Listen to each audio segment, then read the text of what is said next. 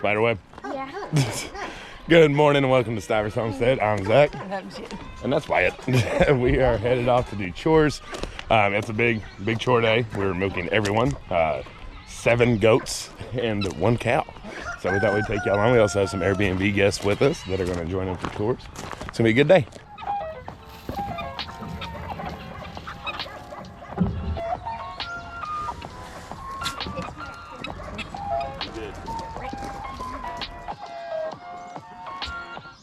All right, let me feed Dolly over here. Come on, Dolly. I gotta get this turkey out of here. All right, well, remember you're on the gate. Yeah. Okay. Here. All right, I'm ready. Come on, Anna.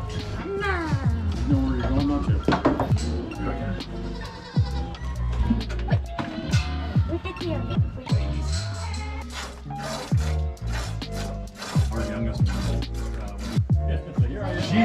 She was our first goat.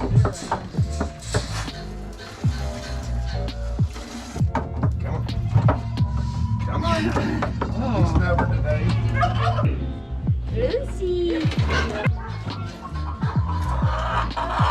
So White, can you do all this if you had to? Yeah. Can you? Get it off. It'd take all day.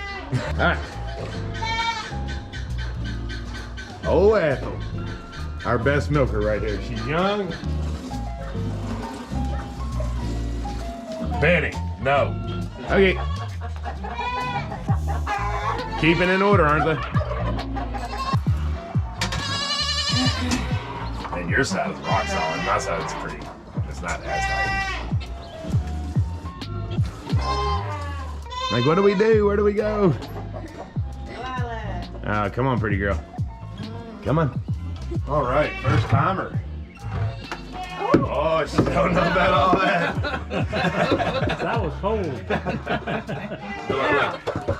Oh, They all start like this in some form or fashion.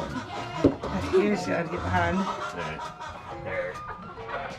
We don't want that, because she's gonna get up out of there. Remember, you were supposed to just baby. No. Come on. No. She gotta stand up, girl. You're not peeing, you get milked. Oh, first time milkers. This is fun. Okay, so the new ones, that was wild. First time milkers, they're always gonna do something different because they don't know what you're doing. But those two really took it to the next level on that. But we'll stay consistent with them and it'll be better in a week, but that was interesting. Yeah, they won't. All right, thank you all. Whoa. Hank, chill. He's just getting up. I was just about to say thank you all for patiently waiting, but I guess we're not patiently waiting, are we, Hank? All right, let's get them fed and get her in here.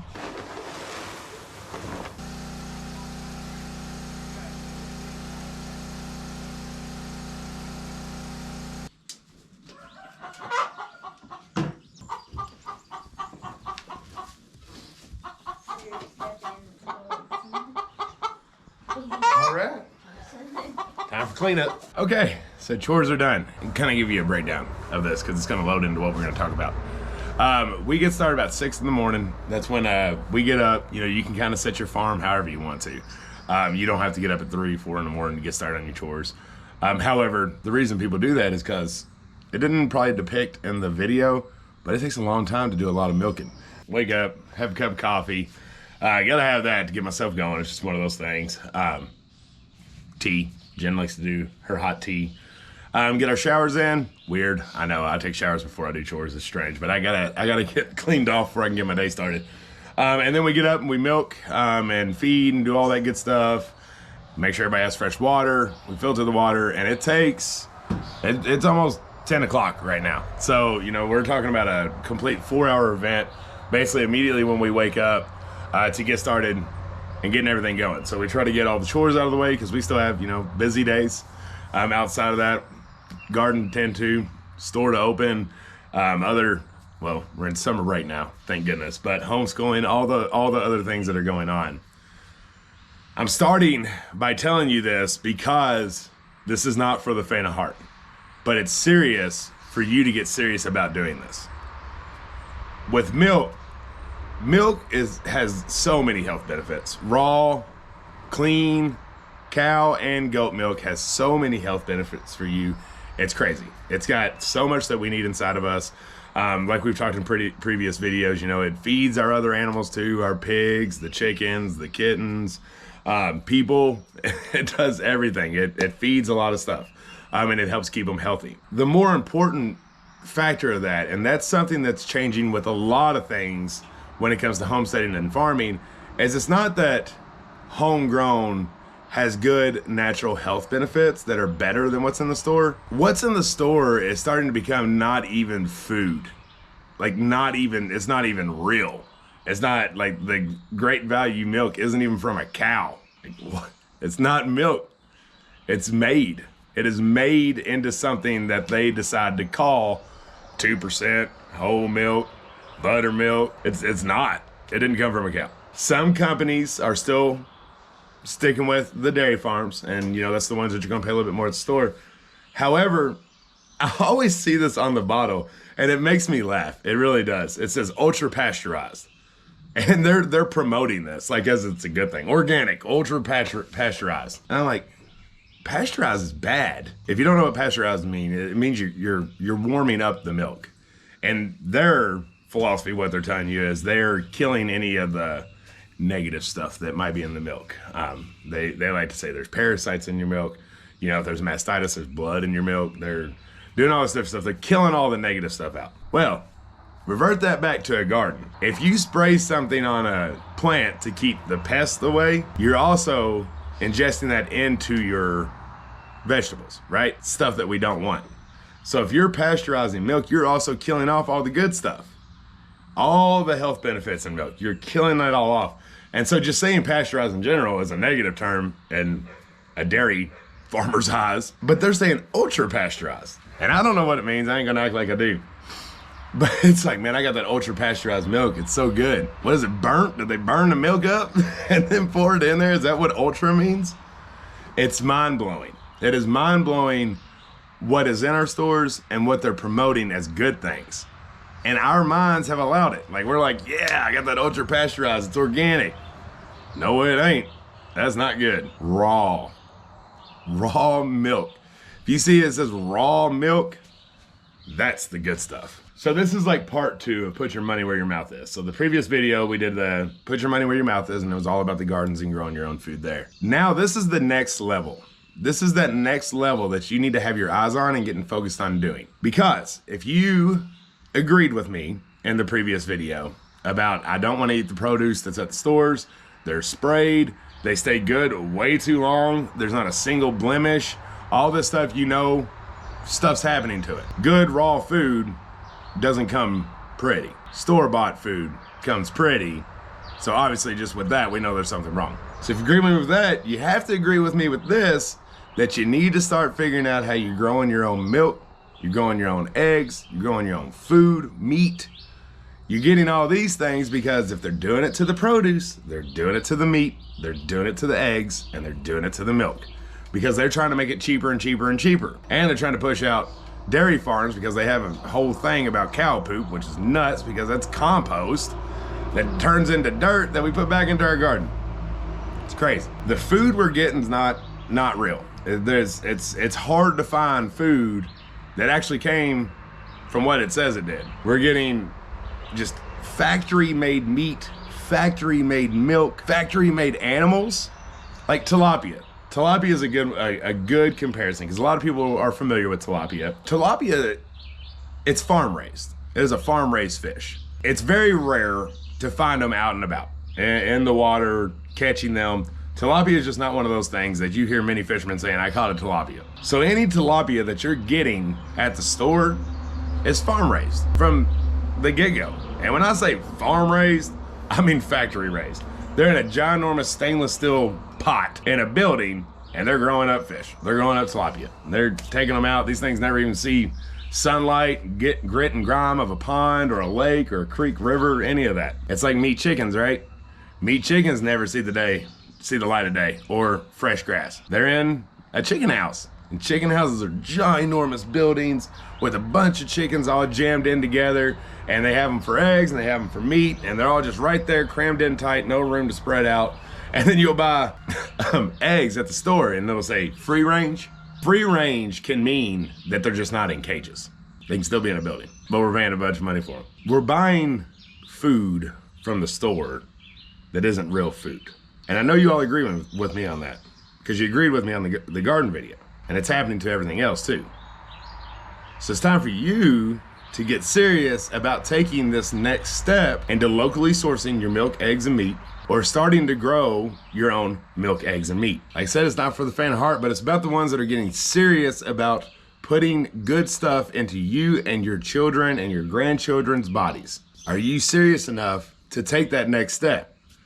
Got the garden going, we're doing good there. Are you ready to find and move forward to that next step? I had told you in the last video, when you go to the grocery store and you have your spread out, I guarantee you had a gallon of milk on there, guarantee you at least had a dozen eggs, and I guarantee you had meat on it. Those are 3 things that are so simple for you to replace from that grocery haul. It's not something that you have to put in the garden, you have to grow a bunch of it. It's one animal, one animal, one animal. Start with the dairy goat, they're very simple to do. Y'all saw we milked 7 of them. Get one with a baby on it. You get one goat with its baby still on it. That forces you not to have to milk every day. That baby will take care of it. You separate them at night. You milk in the morning when you have the availability to do so, and then you get yourself fresh milk. Chickens, I know even HOAs are starting to allow hens. At least get you some chickens. Let them peck around, let them eat the bugs. Chickens are one of the most sustainable animals that you could possibly have in your homestead. To be honest with you, you don't even have to feed them. As long as they have enough area to just free range around, they're gonna find all of their grit, all the bugs, all the stuff they need to survive right in your ground. And they're helping you out. They're helping you out by getting rid of the ticks.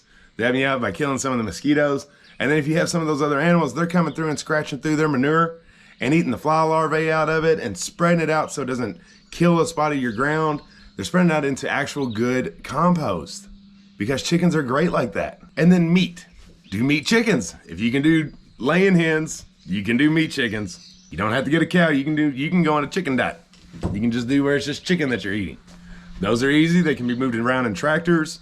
You can raise them just like laying hens. You can do meat rabbits. They don't even have, they're in cages. Or you can build a little rabbit hutch. Let them have something that you can move around. You know, just have some chicken wire on the bottom so they don't dig out. Quail. Oh my gosh, quail's delicious, by the way. Fast growers grow out. You know, you're keeping them in a cage. They basically, I know it's gonna sound wild, but you basically just turn them inside out and then bam, you got you some quail to eat. And I think I threw you there because your mind probably went straight to cattle and to pigs. And the reason I didn't mention them is because they take a lot more room. And for a lot of us that are in smaller areas, like so even subdivisions, I'm talking all the way down to subdivisions with HOAs, that's not in the cards. Now I'm hoping you're starting to get serious about moving more into the country so you can have more of these possibilities. But I'm talking about being able to start right now. Right now, what can you do? If your HOA allows you to have 3, 4, 6 chickens, make them meat chickens. Make them meat chickens first, right? So get you 6 meat chickens, because they're gonna have an end date. And then you can either butcher them yourself there, or like there's colleges. If they have a good agriculture program, you can take those chickens to their butchering area and then butcher them with their facilities. There's all kinds of options. And then, like I said, rabbits and quail. Like rabbits, you can even get by with, because that is considered, I think in a lot of places, pets. And so if you have meat rabbits, there's your little loophole. Your little loophole to make sure that you're getting some meat. And then quail are simple. You can hide them anywhere. You can put them anywhere. Nobody even know you have them. You can have you some meat. So I wanted to give you a solution that is actually a possibility for whoever you are. It doesn't always have to be red meat and pork. You can sacrifice not eating that from the store until you can get to your place to where you can grow one of those out. It's about eating what we grow. It's about acting like the store is not there. Because one day it might not. One day it might not. And when you feel so great knowing that you have the skills, you've done it already before, you made the sacrifices before the stores went out, and now you're ready to thrive and succeed because you know you can do it. You know that you got an incubator and you're starting to rehatch your chickens and quail, and you've got a breeding pair of rabbits. So now you have a little bit more sustainability. Your meat is gonna keep providing for you. You're breeding them, and then you're harvesting them. You're raising up the babies, and then you're having them for meat afterwards. It's a continuous life cycle of taking care of that animal, letting them breed, letting them multiply, eat what you need, and always have meat. Meat is not unattainable for you to grow. And I know it's fine. I hope you all, if you continue to support your local farms, that can be where you're getting your beef and pork. But I want you to start taking responsibility and actually doing it yourself, because I know you can. And I know if you're watching our channel, there's something in you that's wanting to do it. So I know you can, and I know you want to, so I'm telling you, do it. Do it. One more thing. I'll be the first to admit, when I'm tackling something I've never done before, I get a little anxiety, I get a little nervous about it. I don't like tackling projects that have question marks, that I'm unsure about. But what I'm trying to tell you all, and what helps me get through that, is knowing that one, there's a big community out here that is willing to help. I can't tell you how many times we've gone to farms, people came to our farms and help us butcher animals that we've never butchered before. But we all want everyone to start raising their own food. So if that means driving a couple hours to help a neighbor out, somebody watching the community, to butcher their first chickens they've ever had, they're gonna come, I promise you. You just gotta be able to take down some pride, say, you know what, it would be beneficial to have some help here for my first time, and do it. And I can tell you the bonds that you're gonna make with these people, the bonds you're gonna make with your food is ginormous. But even if meat seems intimidating to start with eggs and milk. You don't have to kill anything there, right? You're raising them, they're staying on your place forever, and it's awesome. It's awesome to have fresh, raw, not pasteurized milk in your fridge to do endless things with, not just drink. Yogurt, butter, cheese, all the stuff that you can do with milk.